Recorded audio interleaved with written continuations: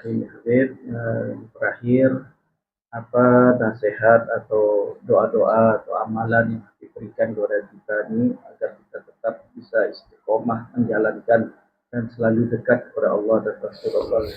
Ya, sesuai lah dalam zaman Bismillahirrahmanirrahim, dalam zaman yang cukup menakutkan hari ini, yang boleh merunsingkan fikiran kita, membuat hati kita jadi kesedihan, ya.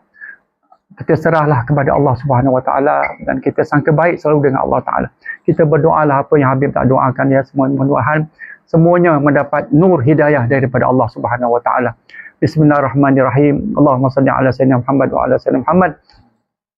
Allahumma salli ala sayyidina Muhammad wa ala sayyidina Muhammad. Ya sayyidi ya Rasulullah, ya sayyidi ya Rasulullah. Allahumma hdina wa afid alaina min nur hidayatik. اللهم اهدنا وافض علينا من نور هدايتك ما يقربنا من محبتك يا الله ما يقربنا من محبتك يا الله واقذف في قلوبنا من نور معرفتك يا الله واقذف في قلوبنا يا رب من نور معرفتك يا ارحم الراحمين اللهم يا الله يا حي يا قيوم برحمتك نستغيث أدركنا يا الله أدركنا برحمتك يا ارحم الراحمين يا الله يا كريم وأدخلنا يا الله وأدخلنا في رحمتك يا الله وأدخلنا في رحمتك وأنت أرحم الراحمين برحمتك يا أرحم الراحمين يا الله يا الله يا حي يا قيوم يا ذا الجلال والإكرام الله فرج عني وأهلي وأولادي وأحفادي يا الله يا كريم ما نحن فيه ونجني ونجهم من الهم والغم ومن كل ضيق ومن كل سوء مكروح ومن كل ألم وفرج